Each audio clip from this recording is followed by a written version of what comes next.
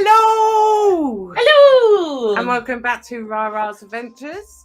So, on Tuesday, I said that we will be doing a live interview, but I didn't say who with. And as you can see, we have Hayley back. It's me, back again. So we are doing a live interview with Hayley. But before we start, hello and welcome. Do hit the subscribe button and notification bell, as that already helps support what we are doing. I really thought you were going to let me ring that. I was getting ready. Oh, would you like to ring? Yes, Yay! Hit the notification bell. We're on that. So, hello. Hello. Welcome back. Thank you. How Nice are to you? be back. Yeah, good, thank you. Yeah. It's been ages.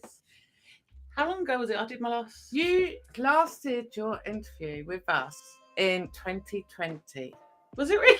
It was. It was 2020. in January, which is when we first started to do interviews with people. Was I the first interview? You were. I was the first interview. And now you're And I'm back. back. And now we're doing revisits with people. And why not have you back? Because you were the first. I'm so wonderful. Aww. So, yeah, we are going to be doing this interview to find out what's happened, what's changed in 2 years, I guess, isn't it? So, just going to get the chat up in case anybody wants to join. Are you happy to answer questions if people ask questions? No. Yeah, of course I am. No? Oh, my. Feel free to ask away. Cool. So, let's do a little bit of a recap before we find out what has changed from then to now. Yeah? Yeah, blimey. Cool. It's going to be a long one.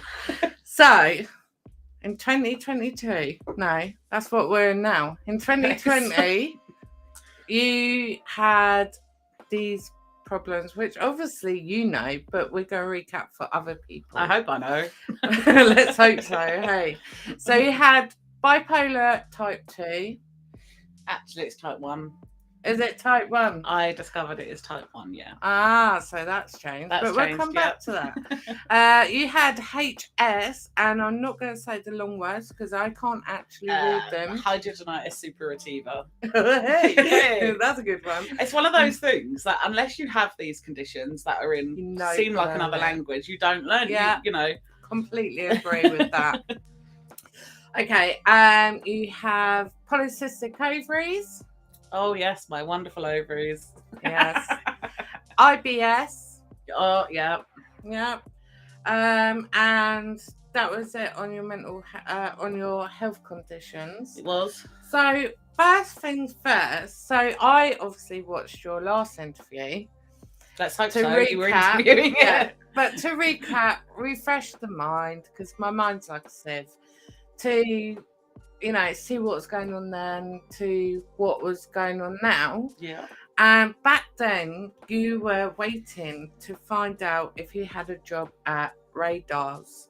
Oh, Radars, yeah. Yeah, working with the dogs. You're going to be doing transportation. I was. Did you ever do that? Did that happen? No, sadly, COVID hit about that time, wasn't it? I do believe so, yeah. So, sadly, Radars had to shut down kind of what they were doing. And since then, I moved on to doing private care work. Yeah. I saw a job in the paper and I thought that would suit me down to the ground. So, as I couldn't do the volunteering, I did that instead. And I've been doing that ever since. You never thought of going back, you just stuck with what you were doing? Yeah, I think for me, I don't like to have too much on my plate at once because it overwhelms me. Yeah. So I've just stuck to the one thing because I know that I can cope to a certain degree with that. Yeah. Whereas if I pile something else on it, I'll end up not doing any of it. Yeah, it's either too much or not exactly. I'm either bored or I take on too much. So I have to find a medium ground so that I can live a normal life in that sense. In your normal in my normal world, yeah. Of course. So what has anything changed regarding your bipolar? Are you still how you were before? Are you level? Are you happy? Has anything changed? There's a lot at once. Yeah, well, so talk about it. for years I thought I had bipolar type 2. They don't actually tend to use type 1, type 2, fybromyalgia, I think it's called. It's like a lower form of it. Yeah. Not sure I pronounced that right. Again, if you don't have it, you don't pronounce it. No. But yeah, it turns out actually it's type 1, which is fine. So what's the difference between type 1, type 2, and the one you just said? Okay, so don't quote me on this, but I believe the difference between type 1 and type 2 is the manic and the depressive episodes. Okay. So it's what's more dominant, I guess. So type 1, you do tend to get manic episodes along with your depressive episodes, but your manics tend to be worse. Yeah. And then I think bipolar type 2 is less of the manicness, more hypermanic, rather than full-blown manic, but it does have the depressive moods as well. And then plethoromania, I think it's called. It's like a lower degree of bipolar. Okay. So you still get like the mood swings. It doesn't make it any easier to live with. No, of course. But it's just how they range it, I guess. Yeah. But, which is silly, really, because a bit like how things are now, you know, how we say neurodivergent rather than autistic and ADD. Yeah. And, you know, and so bipolar's the same, you know, rather than individualizing everybody. Yeah. You know, which does tend to cause this, well, mine's worse than yours, or you know, competition type thing. And there shouldn't be competition when it comes to illness, because we all cope on different levels. I mean, you could have exactly the same condition. I could cope wonderfully, you could cope awfully. You know, you can't judge it. So, you know, I do agree that actually things should be put under one umbrella rather than scattered scattered around. So yeah, obviously I found out that, but that makes no difference to me. I've lived with it all my life. So whether it's type 1, type 2, it makes no difference to me. I changed medication this year. Yeah. I had a manic episode at Christmas, which was my first one in 8 years. Wow, I think it was, and that was because, not good, but it is good. The time. Yeah, I went a long time without having one, and that's because I was stable on the medication. Yeah. I was going to say, can you share what triggered it? Yeah, so I came last year. I changed my medication. Yeah. Because of side effects. Okay. And they put me back on quetiapine, which I came off of a few years ago. So I went down, came off the medications over about, I don't know, 6 to 8 weeks, as you do, you know, how you slowly, you know, decline it. And within 6 months, I had a manic episode. So, which sounds like a long time, but I tend to find that with my bipolar, I go down, I go down, I go down, I go down. Yeah. Think I'm all right, start to wonder that I'm not all right. And then by the time I know it, I'm having an episode. So when you have an episode, I don't know if you're okay talking about it or not. Say not if not. Bits of it. What do you find that you do when you're on one of your manics? You don't have to share. So other people. Yeah, I mean, routines go out the window. Yeah. Things like housework, washing. Yeah. That all goes out the window. You can't organise yourself in that way. Yeah. Emotionally, I can be on top of the world. I think I'm absolutely fine. Mm-hmm. I can handle anything. I become hypersexualized, which I always have done when I go into a manic episode. Yeah. I have no idea why it triggers it, but just one of it's those. just one of the things that comes along with bipolar. Actually, I've never actually had someone explain to me why that happens, but really, that it's not something lots of people associate. I mean, when you look at EastEnders and things like that, you know, what is it, Stacey and her mum, Jean? They've just done a massive piece on that, and actually, I have to say they've covered it pretty well. I'm lucky that with my bipolar, I'm not delusional. Yeah. Some people with bipolar, they see things, they hear things when they become ill. which is what I think they were trying to show in the EastEnders episode, Yeah. when she went into the water and she could see Yeah. one thing and everyone else was seeing something different. Yeah. So I don't suffer with that. But so would that be the type 2 or the other bipolar maybe? Wouldn't like to say. No. I don't think type 1 and type 2 is based on whether you have delusional symptoms or not. Right. That can happen either way. I mean, when I say delusional symptoms, you can see things, hear things. For me, the one delusion I do get is I smell things. Yeah.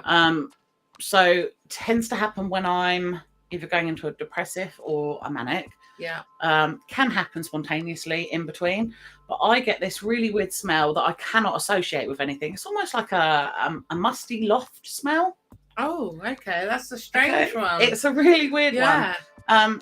All of a sudden I can smell it and I'm like, but it brings back almost, there's no specific memory attached to it, but it brings a feeling with it. Okay, so when you say it brings back a feeling, would that kind of be related? Like I have PTSD and like triggers. Yeah, I don't know if it's related to a trauma from a younger age or when I was, first going through the bipolar, when I wasn't diagnosed and just thought I was going mad. I actually don't know where it comes from, but it's just this weird smell. And I get it. And I'll look at my husband and I'm like, "You smell that?" And he's like, "No." And I'm like, okay, but it can happen anyway. It could be in the middle of a shop. It could be, because some people say, oh, maybe house smells a bit musty or things like that. And it's not. It's completely in my nostrils. It's called a factorial hallucination. Okay. So yeah, you just smell things that aren't there. And I guess some people taste things that aren't there, know. But that's just one of the things, and that is part of it. It's just part of the bundle. I've had that. I don't think I can actually remember a time where that hasn't happened to me. I think even as a child, I used to get that smell. Wow. It's really strange. It really is, isn't it? So you get telltale warning signs when you're about to go into a relapse kind of with it. But do you recognise them enough to put them in place? Like to reach out, or would you say not? It's a fine line because you don't want to reach out too soon. Yeah. Because you don't want to make a big deal that you're not feeling well. Yeah. I'm not one who likes to keep going, I don't feel right. Right. And that's the trouble with mental health. I mean, like right now, I look absolutely fine. Yeah. But the last week, I've been struggling, but you can't, I don't want to talk about it all the time. Well, no. It's always and I don't want other people constantly thinking, she's not well again. Yeah. Because it takes away your independence. Yeah. Because then people start doubting, whether you can take things on instead. Absolutely. Not you as a person. Yeah. So you do try and keep it to yourself. But when I am really struggling, like I was at Christmas, I phoned the psychiatrist up because I became suicidal again. Sadly, my last manic episode was the worst self-harming episode. Sorry, warning about self-harming. Yeah, warning. Please turn off or don't watch the next few minutes if you're triggered by this kind of thing. But it was the worst self-harming one I've had, and it scared me. I mean, I don't know if you can see on the camera, but it's left me with scars across my arm. Yeah. I've got scars on both my legs.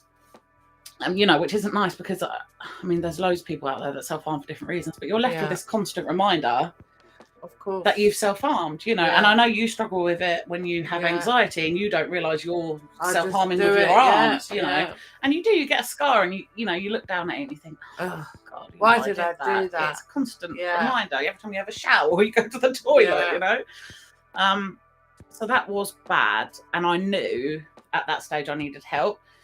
But I think the trouble is, ideally, I think really I should have gone into hospital then. Yeah.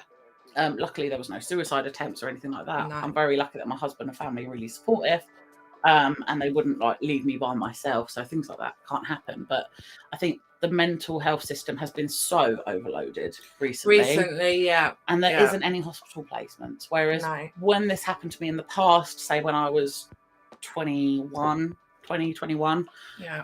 hospital straight away. My first suicide attempt, I went involuntarily.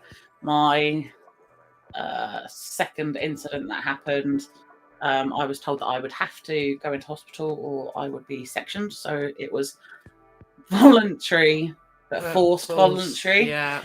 So this time, when I said that I was self-harming and suicidal, I was really expecting them to say, okay, we need to get you into hospital so you can get the right medication and we can get you level again. Yeah. But sadly, that didn't happen this time. And also the psychiatrists that have been working recently, let's say, have not been compassionate. Yeah, I mean, when I was first diagnosed, I had an excellent psychiatrist. I used to go in, I'd be there about an hour. We would talk through my week, any emotions that I felt, any triggers that I felt, just how I was coping in general. Yeah. Sadly, he retired. And that was, gosh, that must have been about 2014 he retired. Ever since then, the psychiatrists that I've seen, you go in and they go, hi, how are you? On the computer, getting your file up. Yeah. Any problems? No. Any medication issues? No. That's it. See you later. Yeah. They don't have the time. No. And the one I've been seeing recently, there's no personality there. So how are you supposed to open up to someone and tell them your innermost feelings when there's they won't open up? Yeah. You know, and he was very straight-faced and very much would do things by the book and da-da-da. And you want to feel relaxed, don't you, when you go in an environment like that? And I don't. I go in and I'm automatically tense because I know that this isn't going to go down very well. So, yeah, I mean, you're kind of wiping it off before you've even begun. Yeah, I used to feel very supported by the mental health system when I was first diagnosed. Because you're told, you know, you can phone this number, you can come to us, you know, and I had the psychiatrist there. Now, it pushed me off. You know, I came off of quetiapine this year. Yeah. Which is what they put me back on last year. And I was on it a few years before that as well. And I put on 5 stone. Is that why you wanted to come off it? This is why I wanted to come off of it. I just couldn't handle the weight anymore. I came off it about 3 months ago when I finally finished the tapering. And I've already lost 16 pounds. Wow. That's amazing. And that's not with dieting and increasing exercise. That is just stopping the medication. That is purely stopping the medication. It increased my appetite to the point where I'd have a meal. 20 minutes later, I was hungry again. I genuinely, my brain was like, you're hungry, you need to eat. As soon as I stopped the medication, my appetite's just gone to how it should be. I mean, I'm semi-plant based. I don't eat meat. I do eat eggs, but I don't eat meat and things like that. So I'm not overly healthy. I'm a bit of a junk food plant-based person. So it's not like I've suddenly gone, oh, I'm going to eat fruit and vegetables. It's purely my appetite is just normal. I eat a meal, I feel full.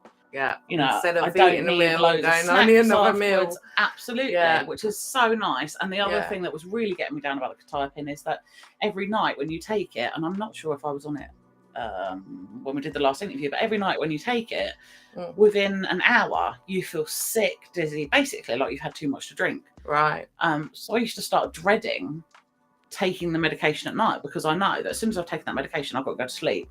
And I'm one of these people that like to stay up a bit later in the evening, you know, at least kind of midnight. But with the quetiapine, again, I couldn't stay up too late. You had a bedtime. Because also, if I didn't take it by, say, 11 o'clock at night, I won't wake up in time to get to work.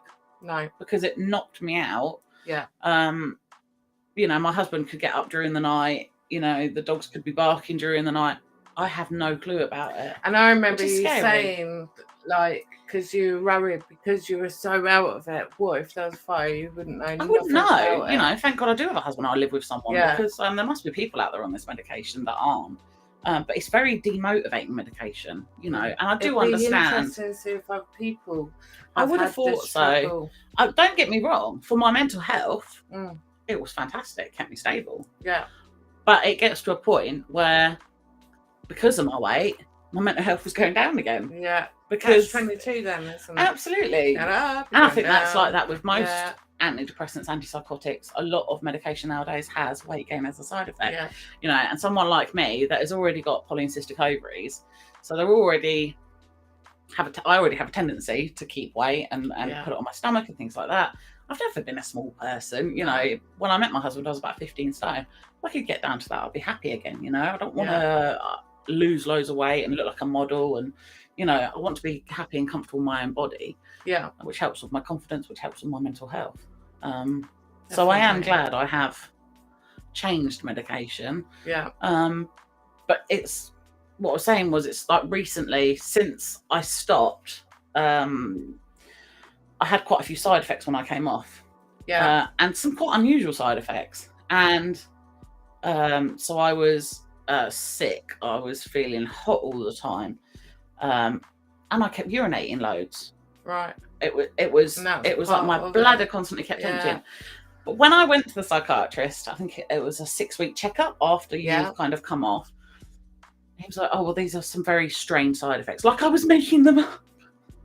And I'm thinking, it's funny because I don't normally constantly urinate. No. I don't normally feel hot and sweaty. I don't normally feel sick, and I had headaches all the time. Oh no. And you know, he's learnt about bipolar. I have lived with bipolar. Exactly. Yes, I respect the fact that he's educated and he's, you know, obviously got all the qualifications to be a psychiatrist. But listen to your patients. Because when you live with a condition, no matter mental health or physical, you are the expert in your condition.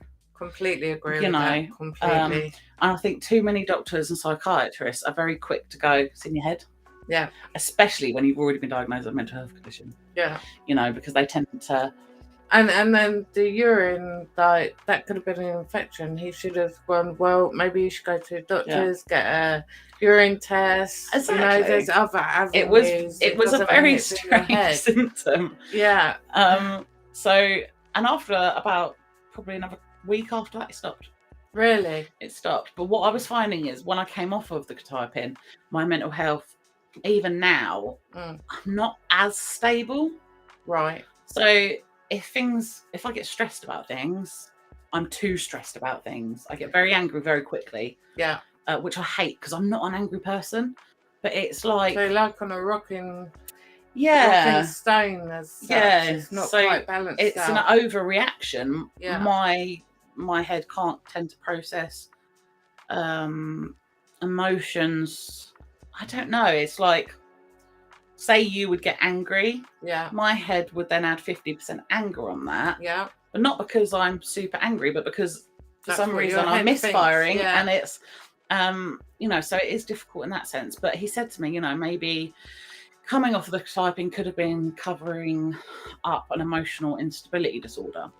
Right. And to come back to him if those symptoms hadn't improved. They haven't improved to a certain extent. And I won't be going back to him because I don't want another diagnosis on my file. And I don't want more medication. You know, I would rather carry on as I am. You know, they're quite happy to give you different medications and stuff. I don't want it. No. You know, he gave me medication after I came off the quetiapine to help with the emotional instability and anxiety because my anxiety was very high. Still suffering with that now. It just keeps... I have days where I'm absolutely fine, and like you, I have days where it just hits me. Like a brick wall, you know? Oh no. And I just feel really heavy inside. And, you know, it's like wading through quicksand. No, it's horrible. And he gave me some medication for that, and he said, "I'm going to give you 28 days worth, but you're not going to take them all at once, are you?" And I'm thinking, if you really think I'm going to take them all at once, why are you giving them to me? I've had those tablets 3 months out in my drawer. I've taken one. I've taken one. I took it. It made me feel a bit sick, and I went, "You can keep them." You know, so don't judge a book by its cover. No. That's so have you finished your, like, going from one medication to another? now? So for a while now, I've been on lamotrigine as a mood stabilizer, antipsychotic. Sertraline, so I'm on a different antidepressant, and I'm still on the pregabalin, which they increased a bit, so I'm on 200 milligrams twice a day. Is that because you don't feel quite level, or when we switched the medication over? I think because my anxiety increased, so the pregabalin for me works just to keep that at bay, so it doesn't take over. So it's been an interesting. It really, see, That's why we're doing re-interviews. So I do have one question, which I wrote a note because I do forget, because I'm forgetful. And we've had a comment, absolutely agree. Doctors need to listen instead of assuming. Completely agree. So you said that obviously in first interview type 2, and then you've just said that then you learned that you're type 1. How did you learn that? I saw it in a letter. Oh, so it was actually in one of your medical letters? It was actually one of my medical letters. Right. Because psychiatrists and that, they don't like to say to you type 1, type 2, da, da, da, da. They don't like you to focus on it, I don't think. Okay. So need to know basis, but it's your condition. Yeah, so yeah, that is how I found out. Yeah, it was on one of my letters. Okay. Yeah. Curious. Yeah. So come on then, what's going on with your HS and your long names? My hidradenitissuppurativa. Yep, that one. So has it died down? Has it got worse? Has there been any changes? It has changed. Yeah. I actually went to see someone about it because I was worried about the long-term effects of it. Right. And what I was actually told by, I think it was a dermatologist person. Oh, okay. Very nice lady, but she said to me, because of my age and I'm at this stage, that it will never change. Yeah. Which turns out that was a load of crap. Hi. Right. So I get the cysts from the hidradenitissuppurativa. I get them on my thighs. Yeah. And under my armpits. And sometimes I get them by my ears. And they cause tracts. Is that correct? So it causes a cyst. Just to refresh in case one cyst can track to another cyst, like they create like little tunnels. Some people, I'm lucky, my HS is very mild. Okay. Some people like they'll get it in their armpits. Yeah. It will create little tracks. Yeah. That skin then won't heal, and they end up having to have skin grafts. So they take it all out to get rid of the tunnels. I haven't had to have that. I do on this. You can probably see it with the camera. I won't. I do have a cyst here that was a recurring cyst for a long time. Yeah. Which has now actually tracked all the way through, so you can actually put a hook through it. Oh wow. Yeah. Wow. So I'm just kind of left with that. And then I had a stressful time about 3 or 4 weeks ago, and I suddenly discovered a cyst under my breast. And I have never had one under my breast before. So what that woman said to me was a load of crap. It can carry on getting worse. So, you know. It does carry on. So is the cyst under your breast still there, or it's slowly healing now. It was probably, I don't know, maybe 2 peas worth. 2 peas, as in 2 peas in a pod, not a 2p. I love that. 2 peas. It healed quickly, but when I found it, I was like, oh, no, not under my breast as well. You just add it to the list. Yeah, it's not spreading, you know. Exactly. Can you remind what it is? What, the hidradenitissuppurativa? Yeah. They don't know what causes it. A lot of doctors and medical professionals think that it's linked to an autoimmune type disorder. Okay. Basically, my hair follicles overreact. Right. And create a cyst. So you're saying that, and then you've got also polycystic ovaries. Are they connected? Because obviously that can also produce more hair growth. It Just does. Wondering. I don't know if they're linked. I mean, maybe someone out there who's got polycystic ovaries and HS could tell me, but I honestly don't know. Oh, that's interesting. I don't know. I mean, the polycystic ovaries. Yeah. My main hair growth is on my face. Yeah. That hair that shouldn't be there. I've got what I call furry arms. Furry arms. Which have got darker hair. Yeah. But no, it's actually my face. But I don't tend to get cysts on my face. No. I get cystic spots. Right. But not HS cysts on my face. Okay. So I don't think it's linked in that sense. No. Let's hope not. So how is the polycystic ovaries? Have we got an update on that? No, because they don't treat polycystic ovaries. doctors nowadays, they go, right, we'll put you on the morning pill. That will help with any symptoms. And that is it. Yeah. That is it. And I think a lot of women out there, and I think it's actually been in the media quite a lot recently, it's, anything to do with PMS or menopause or polycystic ovaries, it's written off. Yeah. And might I add, even if you have your ovaries removed, you still get the symptoms. It doesn't. Because I do. Yes, you don't get cysts on your ovaries because they're not there, but you still get the hair growth. Still get it. Which to me is the worst thing. Yeah, me too. It makes you feel like a man and you're not. You're a woman. Yeah, I mean, Tara bought one of these awesome little trimmers. Yeah. And I thought that's a fantastic idea. It means because I can't wax because it irritates my skin. I end up looking like I've been burnt. Yeah. So I got this little trimmer thing, and it is fantastic. It's nice and quick, saves me from plucking. You have to do it every day. You have to do it every day. Yeah. And for me, for some reason, it sped up my growth. You were saying about this. So I had to start using it. But then the other problem I had is, which I'm sure is going to come up in one of the questions, is that I've got fibromyalgia now. Yeah. And have you got any new symptoms? There we go. That's the question. There's the next question. And because of that, I'm finding that I can't pluck. I used to do it every day. Yeah. And I can't pluck for very long because I start getting cramps in my hands. Right.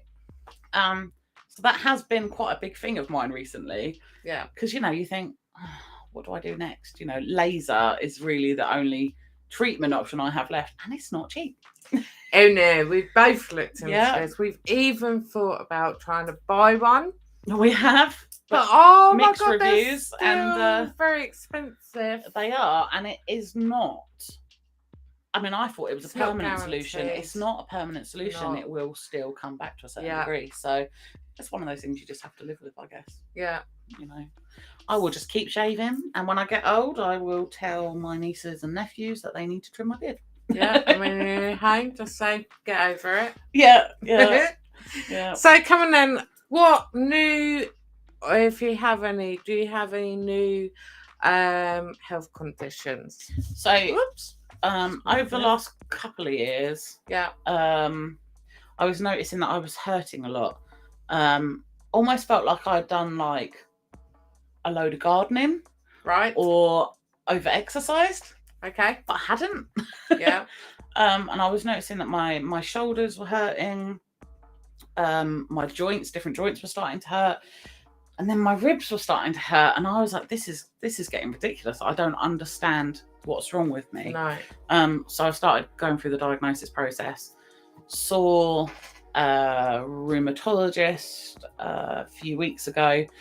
I know you've had Shirley on here before, who's talked about fibromyalgia. I don't know if she mentioned then, but there's 18 points on your body.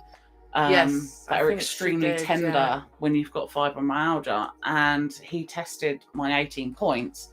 You only need 11 to be diagnosed with fibromyalgia, as far as I know, and I had 16 points. Wow.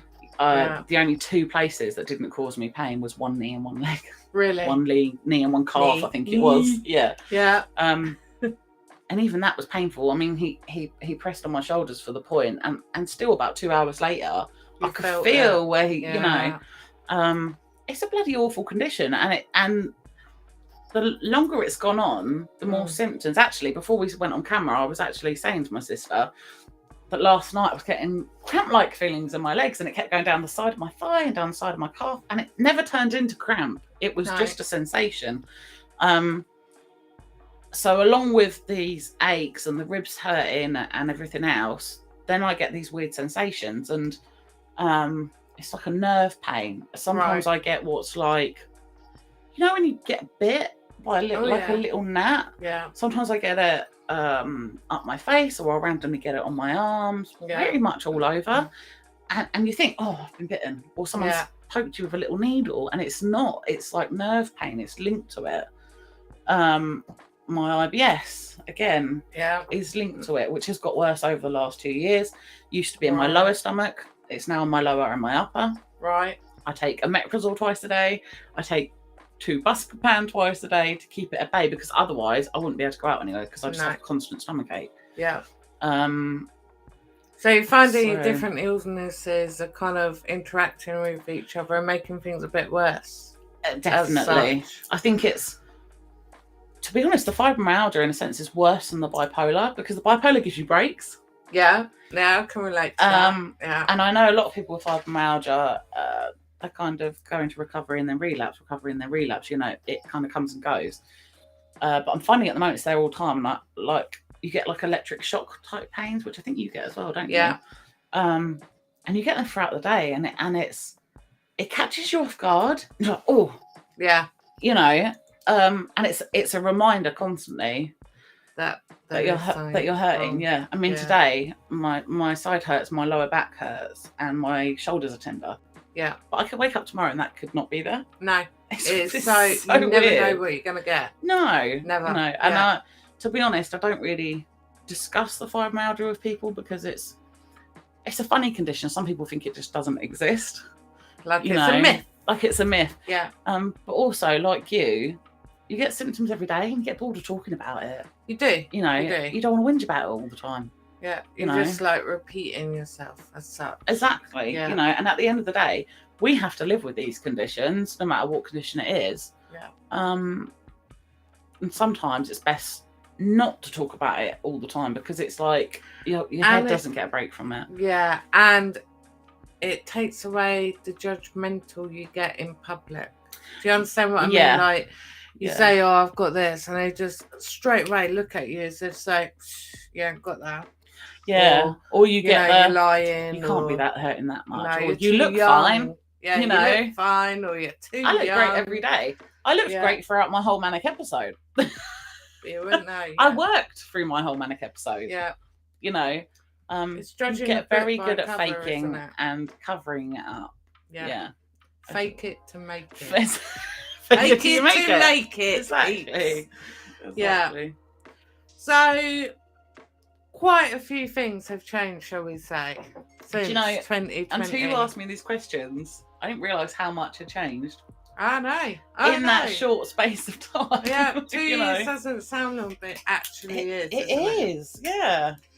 So you look what's happened in the world in the last 2 years. I know, it's crazy, isn't it? Isn't it? It's a lot of things. So, since 2020, pros and cons. Have you got any pros and cons regarding health? I guess a pro is changing to better medication. Yeah, I feel so much better now. I'm off the quetiapine. Yeah. Oh, that was the chair and not me. Making some noises. Yeah, I mean, it's just a relief to be off of that, and to have a more normal life where it's not controlled by medication. The medication I'm on now, I don't get any side effects. No. There is no side effects. I don't. Which must be such a big. Oh, it's so nice. I mean, when I wake up in the morning, I feel like I've actually slept. Oh, lovely. You know? Yeah. And I wake up early. I mean, I didn't used to wake up until 10:30, 11. Really? Most of the days bloody gone by then. Yeah. You know? Whereas now I get up and I can go out for a coffee before work. Feel a bit regenerised. Yeah, rejuvenated. That's it. That's the word. Yeah. When you take quetiapine, it's a bit like a sleeping tablet. So you take it and the next minute you're awake. You know, like you've missed the night. We've had a comment saying, we've had a few. Yes, I struggle to know if I'm having pain with arthritis or fibro. That is the trouble. But I think you should, like you, maybe cope a bit better with everything. I think the trouble is when you've got multiple conditions and you get these symptoms, you try to figure out, is that part of that or is it part of this? Yeah. Sometimes I think it's better just to let it be one.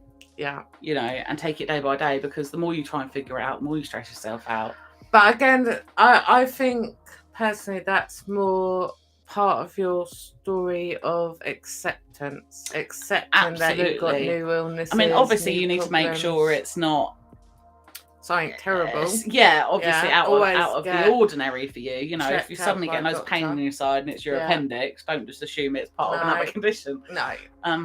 But for me, with the pain and the cysts, and I just let it be. Yeah. There's nothing I can do about it. I mean, I even said to the rheumatologist, can I treat this naturally. I said, because I do not want any more medication. No. I will not take painkillers because of what's happened to my sister. And I understand how damaging it can be for your body. Yeah. Obviously, if I was in agony, you know, then I would. Yeah. But I can handle the pain. You get used to the pain. Yeah. I think when you're in pain every day, you know, well, most days for me, but virtually, every day for you. Yeah. You get used to it. Pain is there's normal. An electric shock. But when I went to physio and she goes, what's your pain level? And I say, oh, it's normal. And she goes, pain is not normal. No. But to us, it is. It is. It is part of life. Yeah. Isn't it? And it's scary, really, isn't it? Yeah. And then you can understand, I guess, more where someone who, say, is normal doesn't have loads of issues. When they hit their thumb or something, they're like, oh, this is real pain, I'm dying type thing. It's funny because, I mean, my father-in-law, he doesn't really get headaches or... No. He's never really, been ill kind of thing. And I can't imagine... what it's like to live without pain? Yeah, without pain and without mental health problems, without having to assess how you're thinking that day or can I physically do that today? Yeah. I mean, I just can't imagine what it would be like to just get on with your life without crippling anxiety and worrying about what other people think. And is it going to be busy? Yeah. And I mean, one of the things that I struggle with my bipolar, and I guess I haven't really talked to anyone with bipolar to ask them about this, but I struggle with my placement in society, which is what I know you struggled with, which is why you started Rarars Adventures, because you wanted to be productive and feel like you mattered. But I find society difficult in the sense that I can't understand it. No.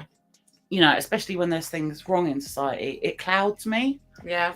Again, which is why people shouldn't, I shouldn't look at the news every day and things like that. Yeah. But I do find that is a trigger for me. Yeah. Because I see the failings a lot of different things and I get very frustrated. And definitely. When I can't do anything to change something, I really do struggle with that. Yeah, it goes round in the brain. Yeah. Yeah, definitely. So, last time on your interview, going back let's jog your memory. So, you had just become a vegan. Are you still a vegan to this day? I do not call myself vegan anymore because I eat eggs. Okay, she's vegetarian. I am vegetarian to a degree. I can't actually have cheese. I can't drink IBS? Milk. Yeah, IBS. I'm actually intolerant. I'm not allergic to dairy. I'm intolerant to dairy. So I have learned that they are absolutely things I cannot have. The reason I started eating eggs again was vitamin D. I found that I was, when I went to rheumatology a few weeks ago, I found my vitamin D was low. And rather than taking a supplement, I thought, right, let's eat eggs because I think one egg has got your daily dose of vitamin D, basically. Not that I eat every day, but and it also widens my food up a little bit because I was struggling. I'm not someone who cooks every day with fresh food and everything else, and I was finding that actually it was making me quite stressed. Right. But I still don't eat meat. Does it help with your condition? It helps with my IBS. Yeah. 100%. I think not having to digest meat and the dairy and the cheese has improved. But obviously my IBS has got worse over time, which is why I now take medication to keep my stomach calm. Mm-hmm. But no, definitely major difference. I used to wake up in the night in agony, sweating. I'd have to wake my husband up. He'd have to go and get a cold flannel, Rene, paracetamol. Too much. I don't miss that. No. I do not miss that. No. So, have you learned any new tips or tricks that you can share with others since last time we spoke 2 years ago? One thing and it's a really simple thing, and I used to hate it when psychiatrists and mental health nurses used to say this to me, but they used to say, do some breathing. And I used to go, how the hell is breathing going to help me? Yeah. But my God, now I've got into a pattern of it. If I can't sleep for about 3 minutes, I do in through the nose. Yeah. Purse the lips. And I do that. And it really relaxed me. About 3 days ago, I was having a really bad day. Yeah. And I was in the bedroom and I kept crying. I was laying on the bed and I could have gone to sleep because when I get stressed, I get really tired. And I feel like sometimes going to sleep is the only thing that will reset my brain from, say, an episode or something like that, when I'm a bit... I can relate to that. It's similar to when I have a panic attack. Yeah, you switch off and it's like your chemicals reload and then you're all right again, rebalance stuff out. But I was laying on the bed and I did some breathing and it really helped calm me down. And I still went to work that day. Yeah. And I think that's another thing that's changed is when in the past, sort of 8 years ago when I used to work, if I was feeling bad, I wouldn't go to work because I couldn't deal with it. Yeah. But what I found now is that actually going to work helps keep me stable. Yeah. Going to work on those days where actually I don't feel like I can deal with it, it snaps me out of it. That's I walk into work, boom, my brain's somewhere different. Yeah. Sometimes I might come out of work and feel exactly the same as I did before I went in. But I feel an achievement by going in. Brilliant. When I had my manic episode, I worked all the way through it. It is an achievement. It is, know, and it helps keep your routine as well. Yeah. So no, I might not do my housework and stuff, but it still offers me a routine. It's baby steps sometimes. Yeah, and it really is. You sometimes you need to just stop, take one thing at a time. I think society and the world we live in is so fast nowadays. Yeah. And you tend to get caught up in so many different things. Yeah. Actually just stopping and reassessing. And putting the things that matter to you, that help you, that make you happy first, is the best treatment for your own mental health. Yeah. Like you have here. Yeah. Back in 2020, you said you used to do art to help you focus and relax. Do you still do your art to do the same thing, help you relax and chill? I don't do it as much as I did, actually. Actually, it's really bad, but I tend to play PlayStation now. Yeah, we play together. We do. And I find that's just as good. Yeah, you shut your mind off, you focus. You've got your headphones on. Yeah. You're looking at the screen. No, it's not the healthiest hobby to have. But my God, does it work? Yeah, it's no different than watching a film or reading a good book. You zone out and you focus and you're happy. And in a way, I think it's better than reading a book or watching a movie. Yeah, because you're fully engaged. You're actually having to interact with it. Your mind can't just wander off. Depending what game you're playing, you've got to think about it. You've got to your next your move, and be sensitive. It's good. It's good. Therapy. It doesn't give you a chance to drift off, does it? No, it's definitely not. You normally die depending on the game you're playing. Or like us, you win and happy days. Yeah. So, last question. Not that I am. I haven't shut up, so. So, 2020, you had 3 doggies. How are the doggy families? Doggy families, I only have 2 now. Right. Sadly, beautiful Penny that we rescued. When we rescued her, we didn't know she had aggression problems. Right. We were not told this. And she attacked my oldest dog. They got overexcited when we were about to take them out. It wasn't necessarily like a hate thing. No. They got overexcited, ended up fighting. But sadly, the rescue Penny went for my older dog's neck. Yeah. And nearly killed her. And because she's nearly 10, I couldn't put them back in the same house again. No. And I didn't want to take her back to a rescue because of the aggression. She was more than likely to have been put down. Yeah. And I'm very lucky that my in-laws, who didn't have a dog, but they have a big house with a beautiful garden. Yeah. So she lives there now, so I still get to see her, which is lovely. It's a happy ending. It is a happy ending. I missed her loads at first because she's got the biggest personality, and my other 2 are quite, although they've got personalities, they're just quieter. So the house seems very quiet at first, but I still get to see her. She is thoroughly spoiled. Yes. I've witnessed this. Sleeps in my mother-in-law's bed a lot of the time. Yeah. So yeah, she's a happy dog. I do miss her, but I still get to see her. My in-laws don't, they live down the road from me, so they still pop round with her. And it was the right thing. It was. I've always said, if I rescue a dog, I'd never get rid of it, but because I don't believe that that's something you should do. But in this particular situation, I literally didn't have a choice, and I was so distraught. I couldn't cope with it at all. And actually, for the first couple of months, I couldn't even go and see her. No, because all I wanted to do was bring her home, and I just knew that wasn't a possibility. Whereas now I can go around there and play with her, and and I'm all right. I can. Brilliant. I know she's happy. It's me putting human emotions on her. She must miss mummy, and actually no, she couldn't give a crap about me. I'm sure she does. She is absolutely in love with my mother-in-law. She follows her everywhere. Yeah, she goes out. She will cry for her for a little bit, and she will sit at the window and wait for her. She's just besotted with her. Yeah. Which is so lovely because it really is. She used to follow me around the house, so I know she's settled because she's following her around the house. And when I come in, I'm not the focus, so I know that she's happy, which is lovely. Yeah, that is excellent. Very, very lucky to have the in-laws that I have. They are fantastic. Yeah. So. Well, that brings us to the end. Unless there's anything else you'd like to share.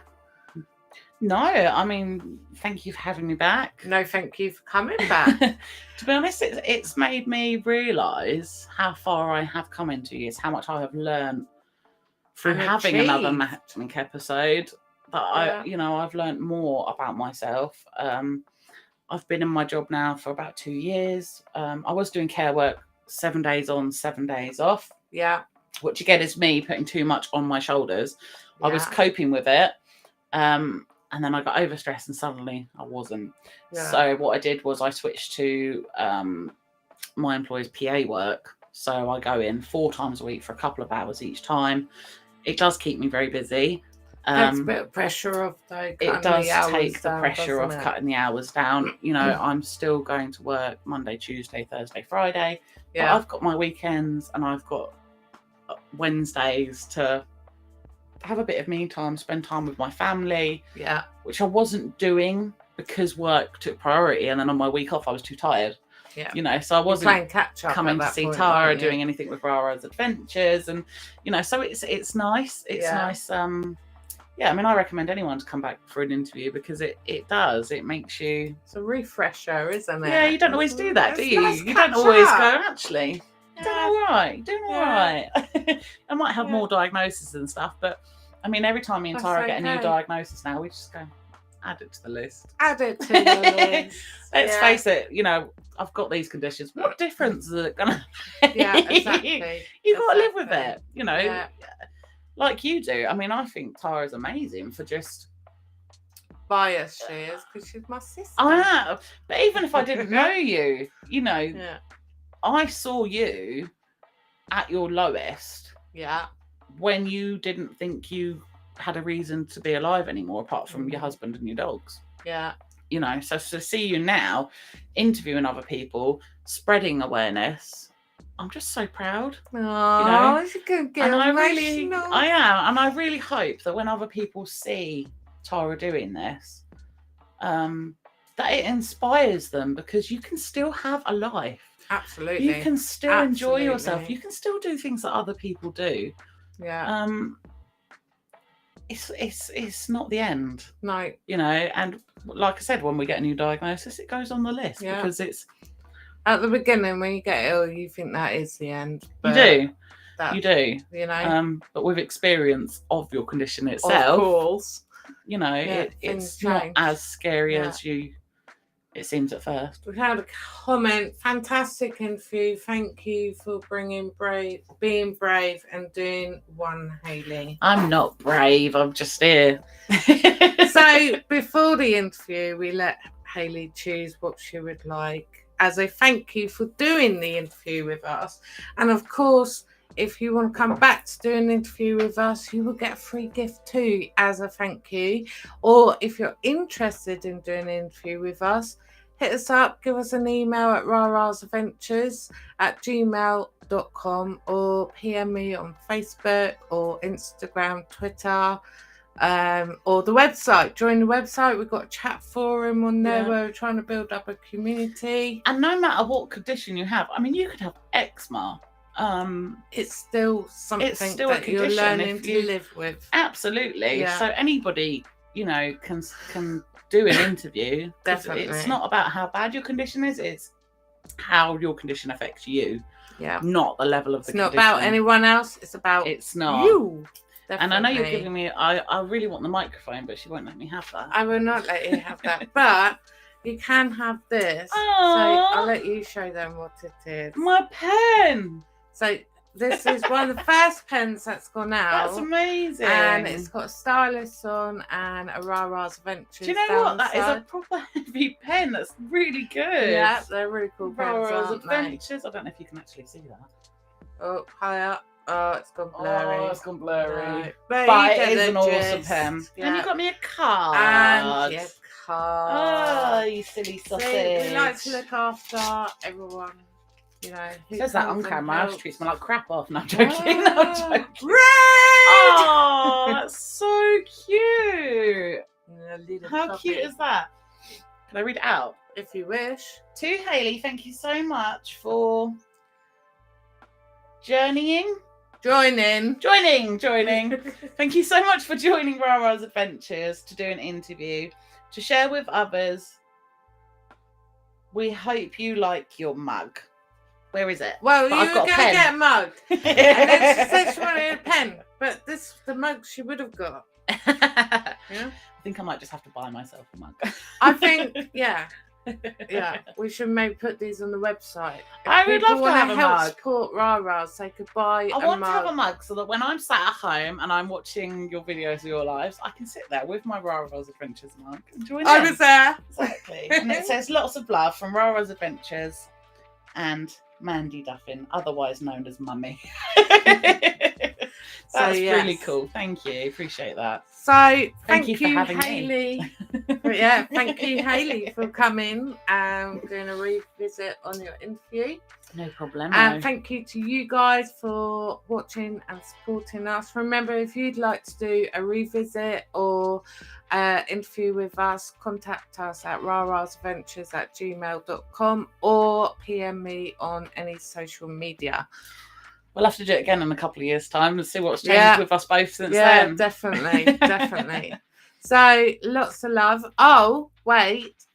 If you haven't already, please subscribe because that really helps support the channel. Give us a thumbs up and ring the bell. Do you want to ring the bell? Yes, I do. Yahoo! You rang the bell. Okay.